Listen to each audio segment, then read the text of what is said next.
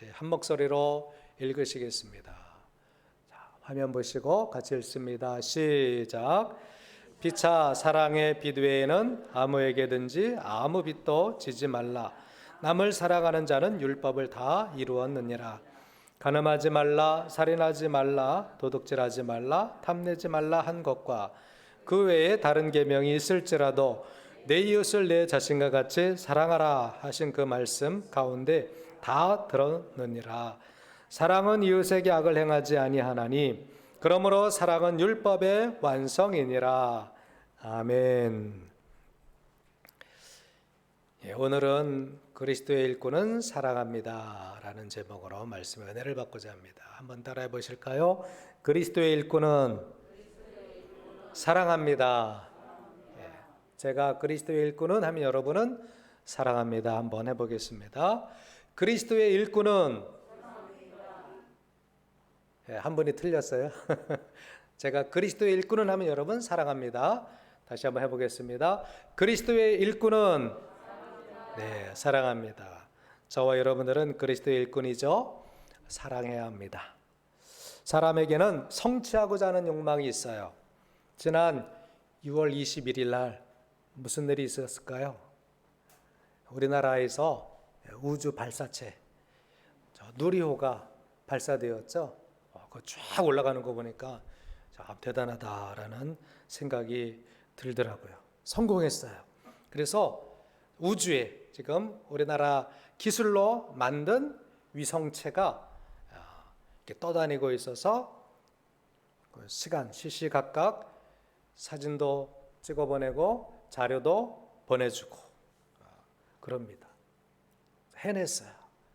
이제 2030년쯤 되면 우리나라가 달에도 아마 우주 발사체를 보낼 것이다.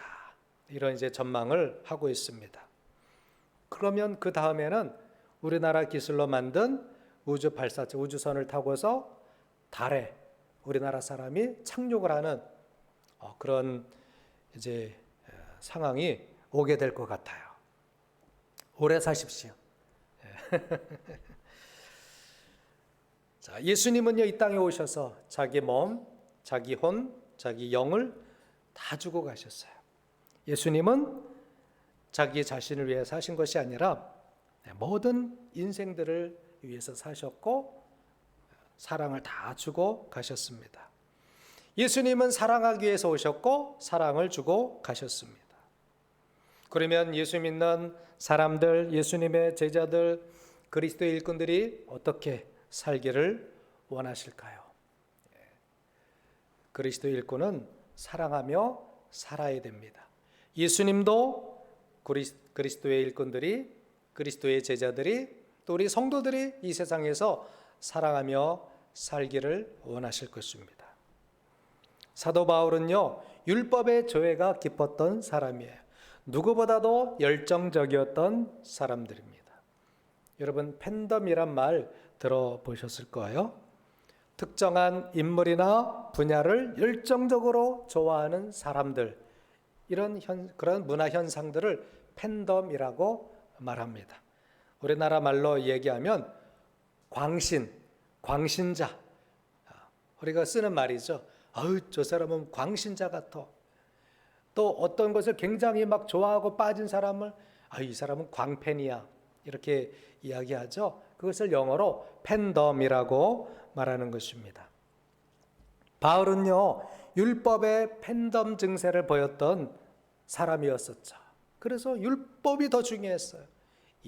예수보다 율법을 더 중요하게 여겼던 사람이 바울이었습니다. 그런데 예수님을 만나고 그가 변화되었어요. 율법보다 더 위대한 것을 발견했습니다.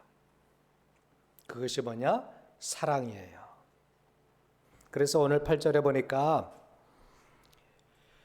사랑하는 자는 율법을 다 이루었느니라. 사랑하는 자가 율법을 다 이루었대요. 성취했대요. 해냈다라는 것입니다. 완전하다라는 의미가 있습니다. 또 10절에 봐도 사랑은 율법의 완성이니라. 자, 우리가 성도가 어떻게 살면 완전해질까요? 우주 발사체를 쏘아 올리는 것처럼 성공하는 삶을 살았다고 이야기할 수 있을까요? 바로 사랑하면 이루는 거예요. 바울은요, 사랑을 강조했던 사람이에요.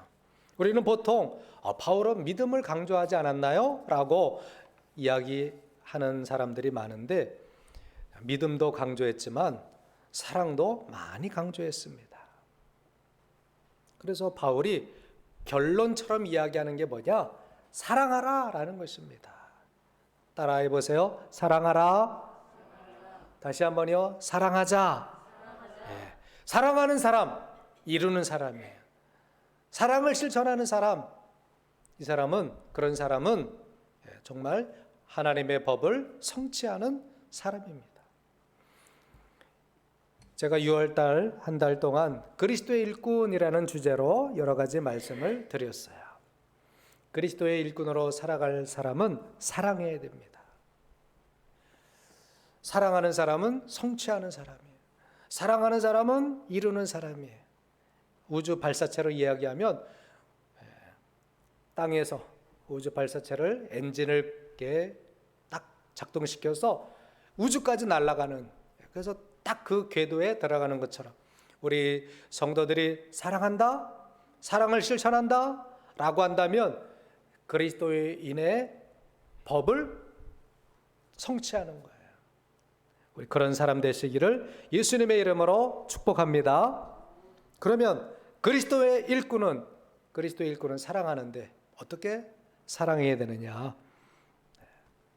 그 사랑이 뭐냐?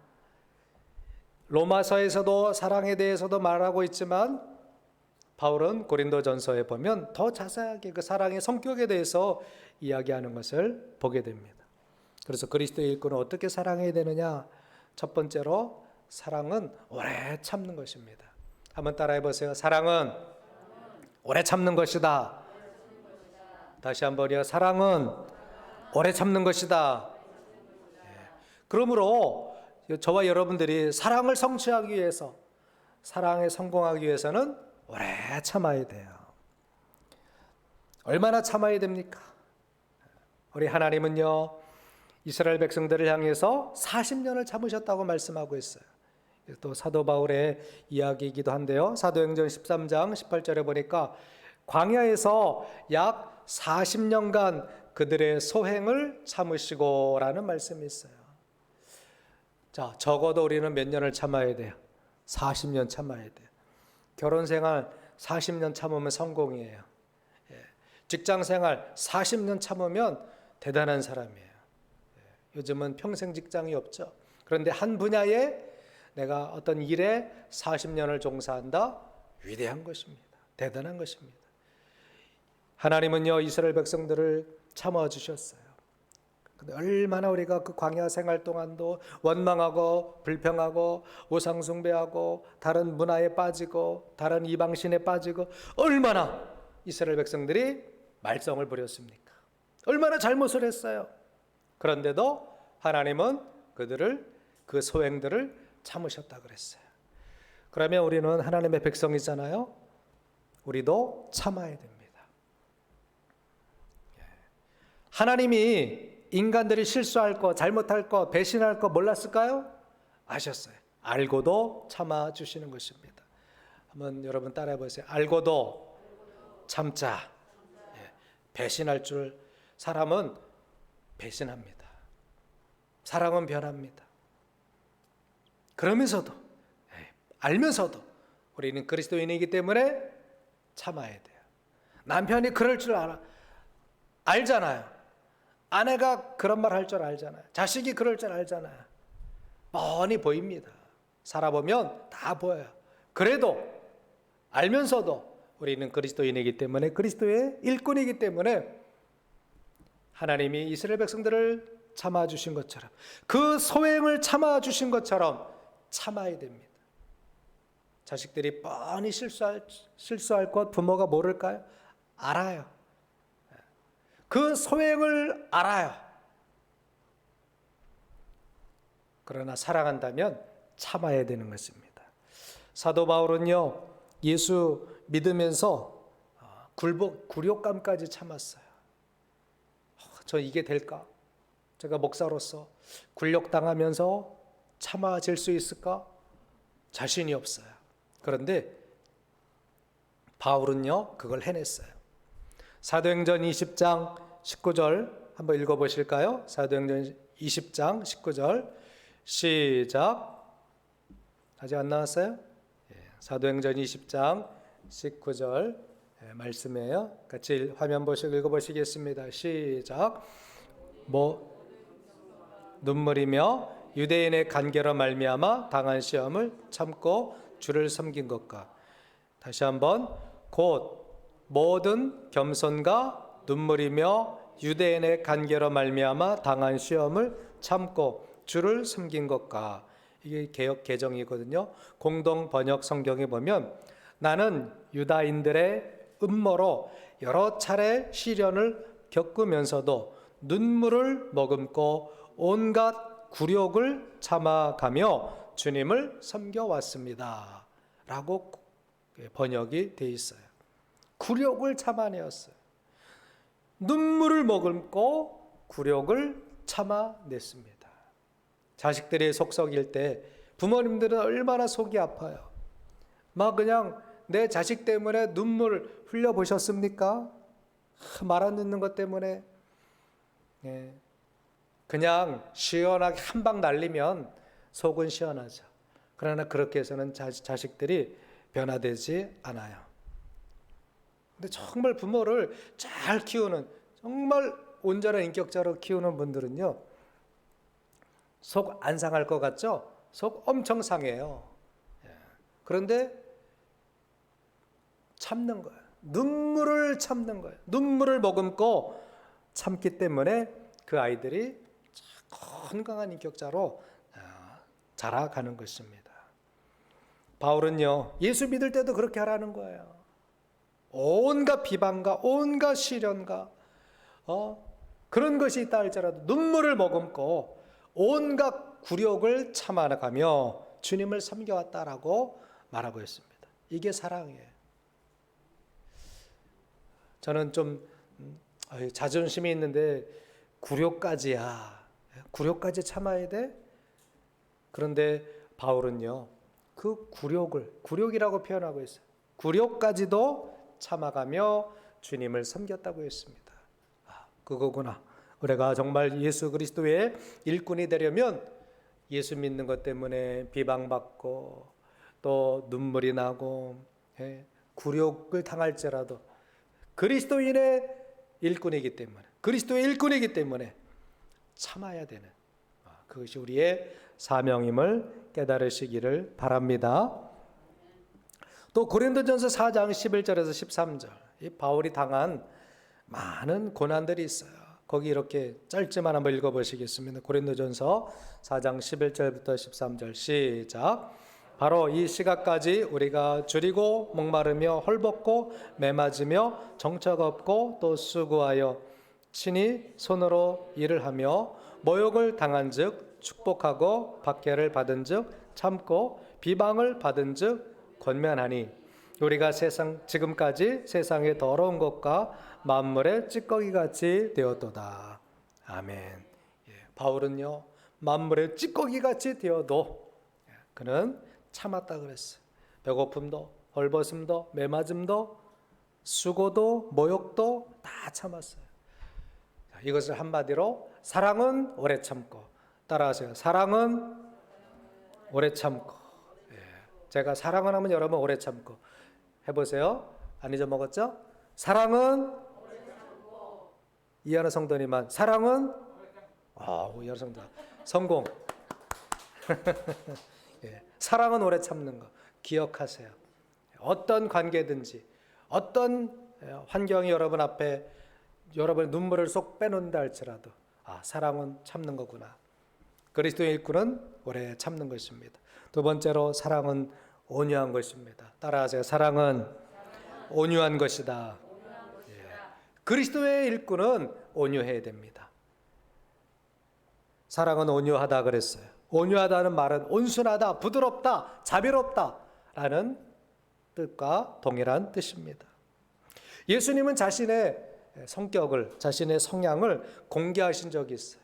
우리가 궁금하죠. 예수님 어떤 성격으로 사셨을까 궁금할 때가 있는데 성경에 나와요. 마태복음 11장 29절에 보면 같이 한번 읽어보시겠습니다. 시작. 나는 마음이 온유하고 겸손하니 나의 멍에를 메고 내게 배우라. 그리하면 너희 마음이 쉼을 얻으리니. 아멘. 자, 예수님의 성격은 온유했어요. 부드러웠어요. 자비로웠어요. 예수님은 모든 사람을 향해 온유하셨습니다. 그런데 세상의 왕들, 세상의 황제들, 세상의 지도자들을 보십시오. 정권을 쥐고 권력을 쥔 사람들을 보십시오. 냉정합니다. 무섭습니다. 두렵습니다. 피도 눈물도 없는 사람 같습니다. 그러나 예수님은 그런 분이 아니셨어요. 예수님은 온유하셨어요. 여러분, 우리도 온유해야 됩니다. 그리스도인의 모습은요, 온유한 모습이 있어야 돼요. 들깨처럼 막 물려고 달려들어서는 안 돼요. 누군가 여러분을 보면 무서워. 저 사람 상대하기 싫어. 맨날 물것처럼 나를 뜯어먹으려고 해. 이래서는 안 되죠. 온유한 모습, 풍모에서, 그 풍채에서, 또 그 얼굴에서, 그 인격에서 온유한 부드러움이 있기를, 나타나기를 주님의 이름으로 축복합니다. 여러분, 먹는 것도 딱딱한 게 좋아요? 막 목에 아주 그냥 단단해서 목에 걸리는 게 좋습니까? 못 먹죠. 부드러운, 그냥 씹는지 안 씹는지 그냥 그대로 먹는 그대로 넘어가는 것이 고급이에요. 소고기 같은 것도 먹게 되면 질기고 막 딱딱하고 그런 거는 못 먹겠더라고요. 그러나 입에 넣자마자 스르르 막 아이스크림처럼 녹는 음식들, 그 굉장히 좋더라고요. 그러므로 우리의 말도, 표정도 부드럽고 온유하게, 품행도 온유하게, 안 될 것 같아도 훈련하면 됩니다. 여러분이 마음 먹고 훈련하고 또 그런 마음을 가지면 누가 도와주셔요? 성령께서 도와주셔요. 그래, 온유하라 그랬지. 사랑은 온유한 거다 그랬지. 그리스도의 일꾼은 폭력적이지 않습니다. 무섭지 않아요. 지난주에도 제가 성내지 말라고 말씀드렸죠? 하나님의 일꾼들은 온유해야 됩니다. 한번 따라해 보실까요? 그리스도의 일꾼은 온유해야 된다. 누가 그렇게 돼야 돼요? 누가 그렇게 돼야 돼요? 내가 우리가 그리스도의 일꾼이잖아요. 내가 온유한 사람이 돼야 돼요. 온유하다고 지는 게 아니에요.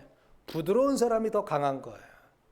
화낼 때에도 부드럽게 하는 사람이 더 무서워요. 그게 더 풍채가 있는 거예요. 세 번째, 따라하세요. 사랑은 용서하는 것이다. 그리스도의 일꾼은 용서해야 됩니다. 여러분, 용서 없는 세상이면 어떨까요? 세상에 용서가 없다. 지옥이죠, 지옥. 우리는 용서받은 사람이기 때문에 용서해야 됩니다. 누군가 여러분에게 잘못했어요. 그가 사과해오면 또 그가 실수면 용서해줘야 됩니다. 요한복음 20장 23절에 보니까 너희가 누구의 죄든지 사하면 사하질 것이요 누구의 죄든지 그대로 두면 그대로 있으리라. 어떻게 하라고 말씀하시는 것이냐면은 용서하라라는 거예요. 이미 우리는 용서받은 사람이에요. 그래서 우리가 용서하게 되면 그 용서는 그 죄는 사해질 거라 말씀하고 있는 것입니다. 그러나 우리가 용서하지 않으면 우리 죄도 그냥 있는 거예요. 우리가 용서받지 못한 사람이 되는 거예요. 이사야의 글 중에 하나님은 이스라엘 백성들에게 이렇게 말씀하셨어요. 이사야 1장 18절에서 19절 말씀인데요. 같이 한번 읽어보시겠습니다. 자, 큰 목소리로 앞에 보시고 시작. 여호와께서 말씀하시되 오라 우리가 서로 변론하자. 너희의 죄가 주홍 같을지라도 눈과 같이 이어질 것이요 진홍같이 붉을지라도 양털같이 희게 되리라. 너희가 즐겨 순종하면 땅의 아름다운 소선을 먹을 것이요. 아멘. 하나님께서 이스라엘 백성들이 아무리 죄가 있다 할지라도 그 죄가 아무리 진홍같고 붉을지라도 용서해 주시겠다라는 말씀을 그렇게 하시는 거예요. 양털같이 희게 되리라. 네. 저와 여러분들이 용서하며 살아야 할 줄 믿습니다. 마태복음 6장 14절에 보면 너희가 사람의 잘못을 용서하면 너희 하늘아버지께서 너희 잘못을 용서하시려니와. 같이 한번 읽어보실까요? 시작. 너희가 사람의 잘못을 용서하면 너희 하늘아버지께서도 너희 잘못을 용서하시려니와. 아멘. 하나님은 용서하시는 분이에요. 그리고 우리도 용서하게 되면 하나님이 우리를 보시고 어떻게 하실까요? 기뻐하시는 거예요. 아, 나를 닮는구나. 나의 그 성품이 너에게도 있구나 라고 하나님은 칭찬하실 것입니다. 너희가 사람의 잘못을 용서하면 나는 그 순간 또 하나님 앞에 용서받는 거예요. 내가 너희의 잘못을 용서해 주겠다라고 말씀하시는 것입니다. 에베소서 4장 32절에도 서로 친절하게 하며 불쌍히 여기며 서로 용서하기를, 우리는 서로 용서하라고 하는 것입니다. 하나님이 그리스도 안에서 너희를 용서하신 것 같이 하라. 그리스도를 보내셔서 우리의 죄를 용서하셨어요. 그와 마찬가지로 서로 남편을 용서하세요. 아내를 용서하세요. 자식을 용서하세요. 손주들을 용서하세요. 아이들은 자라면서 많은 실수를 합니다. 아직도 많이 남았어요. 평생 실수할 수도 있어요. 평생 잘못하며 살아갈 수도 있어요. 그것이 인간이기도 합니다. 물론 잘하는 것도 많죠. 그러나 중간중간 또 잘못 판단해서 실수하고 잘못하는 경우들이 생겨요. 결혼에도 아마 생길 거예요. 그러나 그때마다 우리가 용서를 못하면 평생 동안 괴롭게 인생을 살아가는 거예요. 왜 그렇게 살아야 됩니까? 우리 용서받은 사람인데, 우리 사랑하며 살라고 하셨는데 왜 우리가 용서를 안 하고 괴롭게 살려고 하십니까? 용서하면 편해져요. 용서하면 평안해져요. 할렐루야. 네, 용서하면 내가 자유로워요. 용서하는 사람은 죄에서 자유한 사람이에요. 그러나 아직도 용서가 안 된다? 내 죄가 아직 남아있는 거예요. 서로 친절하게 하며 불쌍히 여기며 서로 용서하기를 하나님이 그리스도 안에서 너희를 용서하심과 같이 하라. 여러분, 내 안에 죄가 그냥 남아있으면 어떻게 되는 거예요? 우리가 구원받지 못한 거예요. 아직도 죄인이에요. 아직도 괴로운 사람이에요. 해방되지 못한 사람이에요. 여러분, 죄에서 해방되시길 주의 이름으로 축복합니다. 괴로움에서 해방되기를 주의 이름으로 축복합니다. 마음속에 괴로움이 있어봐요. 먹는 게 먹는 것 같지도 않고 사는 게 사는 것 같지도 않고. 하나님은 우주 만물을 우리에게 주셔서 우주까지 가도록 지혜를 주셨는데 우리가 용서하지 않으면 하나님이 만드신 그런 삶, 하나님이 주신 그 삶을 누릴 수가 없는 거예요. 용서하며 살아가는 것이 사랑하는 것임을 기억하시기 바랍니다. 마지막으로 그리스도의 일꾼은요, 믿어줘야 돼요. 따라서 사랑은 믿어주는 것이다. 예, 믿어주는 거예요. 여러분, 사랑하는 사이에 믿어주잖아요. 예수님은 사람을 잘 아셔요. 베드로를 너무나 잘 아셨어요. 그런데 베드로가 배신할 것을 아셨어요. 베드로가 배신해요, 안 해요? 배신해요. 나 저 사람 몰라 이라고 부인합니다. 그런데 예수님은요, 그 베드로를 또 찾아가셔요. 믿고 기다려 주셔요. 내가 나를 사랑하느냐라고 물어보시면서 3번씩 물어보시면서 그가 돌아오기를 기다려 주셔요.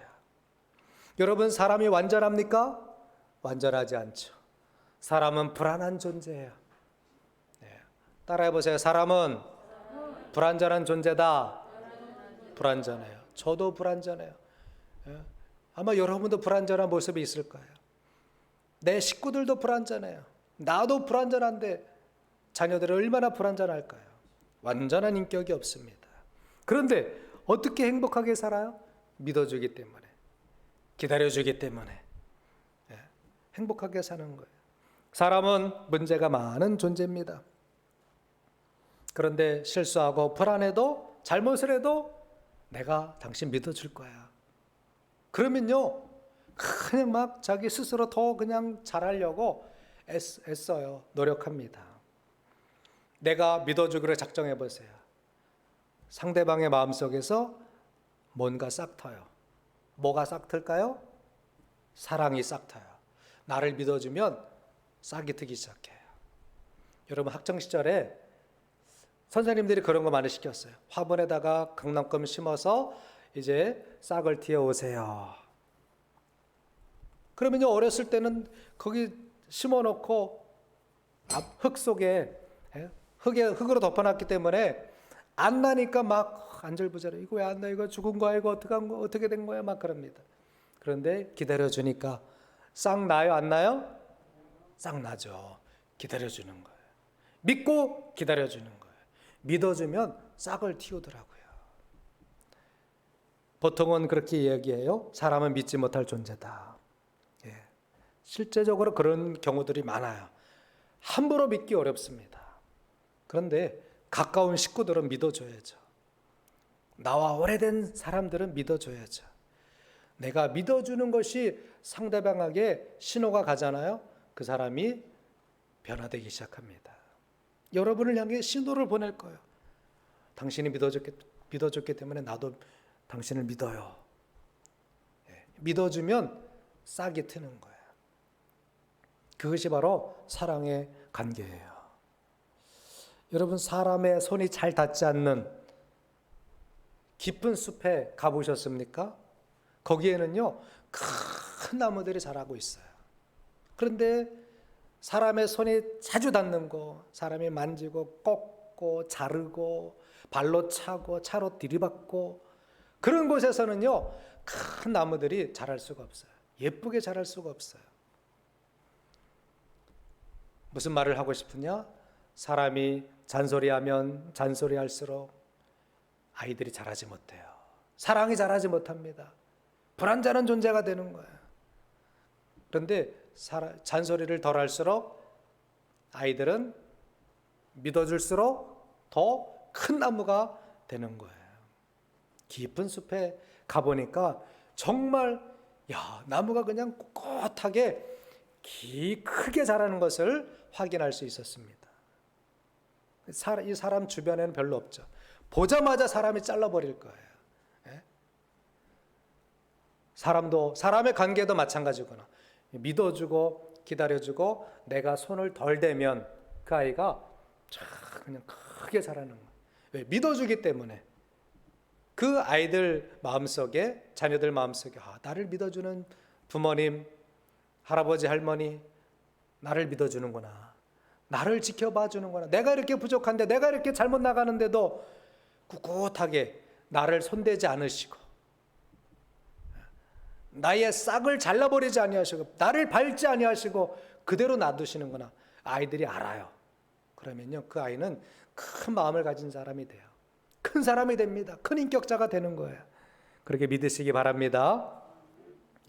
잔소리하면 잔소리할수록 사람은 삐뚤어 나가요. 더 악해집니다. 그런데 믿어주면 믿어주는 만큼 그 아이는 돌아오게 돼요. 나를 향해 싹을 틔워 큰 나무로 자라나게 되는 것을 볼 것입니다.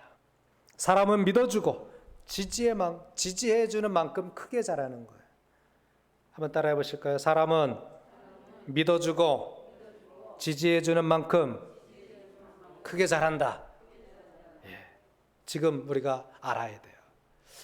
저도 아이들한테 잔소리할 때가 있어요. 물론 가끔씩은 필요합니다. 이렇게 해야 돼. 이렇게 했으면 좋겠어. 잘못은 분명히 말해주세요. 너 이건 잘못된 거야. 이렇게 하면 안 되는 거야. 나는 이렇게 되기를 바래. 그것까지는 얘기해 주세요. 그러나 잔소리가 되면 안 되죠. 기다려줘야 돼. 내가 한마디 던졌고 그랬으면 또 기다려줘야 돼요. 그럼 아이들이 그만큼 또 자라요. 기다려주는 만큼 또 자라서 내가 부모님이 말한 만큼 어느 순간 벌써 그렇게 행동하고 있어요. 그렇게 인격이 만들어지고 있다라는 것을 확인할 수 있습니다. 심어놓고 기다리는 것이 필요해요. 사랑은요, 믿고 기다려주는 거예요. 남편을 믿고 기다려주는 거예요. 아내를 믿고 기다려주는 거예요. 자식들을 믿고 기다려주는 거예요. 상대를 믿고 기다려주는 거예요. 이게 사랑이에요. 이제 말씀을 마치려고 합니다. 그리스도의 일꾼이라는 주제를 이제 마치고 7월 달에는 다른 주제로 말씀을 드리려고 해요. 제가 6월 한 달 동안 첫째 주에는 하나님의 비밀을 맡은 자로 살자. 또 그리스도의 일꾼은 판단하지 말자. 그리고 충성스러운 일꾼으로 사는 것이 그리스도의 일꾼이다라고 말씀드렸어요. 두 번째 주에는요, 재물의 갑부가 되지 말고 믿음의 갑부로 살아가는 것. 율법을 잘 지켰어도 마지막에 예수님이 네 재물을 팔아서 가난한 사람들에게 나눠주라. 그런데 그 청년 간원이 돌아가잖아요. 예수님의 제자가 되지 못하잖아요. 우리는 물질에 지배당하지 말아야 되고 도리어 베풀고 나눠주는 사람, 이런 사람이 그리스도의 일꾼이다라고 말씀을 드렸어요. 세 번째 주에는요, 그리스도의 일꾼은 성내지 말아야 돼요. 한번 화내고 성내면 믿음이, 은혜가 다 달아나요. 또 악한 것, 더러운 것, 그리스도의 일꾼은 멀리해야 돼요. 버려야 돼요. 속이지 말라. 그리스도의 일꾼은 속이지 않아야 돼요. 그리고 혀에 재갈을 물려서 합당한 말, 저주하는 말, 욕하는 말, 남을 막 비난하는 말, 그런 말은 하지 않아야 됩니다. 그것이 그리스도의 일꾼이에요. 생각나세요? 지난주에 전했던 말씀인데. 그리고 오늘은 정말 사랑하는 것, 사랑 안에 다 이루는 거예요. 바울도 사랑은 간음하지 말라, 살인하지 말라, 도둑질, 이런 다른 율법이 다 있다 할지라도 사랑하면 다 하는 거예요. 다. 사랑하는 사람이 어떻게 간음합니까? 사랑하는 사람이 어떻게 살인합니까? 사랑하는 사람이 어떻게 도둑질합니까? 그러니까 그리스도인의 인격이 최고봉은 뭐냐? 사랑하는 거예요. 사랑은 완성이에요. 사랑은요, 우주에 가는 것과 똑같은 거예요. 성공하는 것과 똑같은 거예요. 사랑하는 사람은 성취하는 거예요. 할렐루야. 여러분 모두가 사랑해서, 그리스도 일꾼으로서 사랑해서 주님의 율법을, 주의 말씀을 다 이루며 살아가는 성공적인 인생, 복된 인생 되시기를. 그 사랑 안에는 참고, 믿고, 용서하고, 기다려주는 것, 이것이 사랑 안에 포함되어 있는 거예요. 그리스도의 일꾼은 사랑합니다. 아멘. 제가 그리스도의 일꾼은 하면 여러분을 사랑합니다. 마지막 하고 마치겠습니다. 그리스도의 일꾼은 사랑합니다. 아멘. 기도하시겠습니다.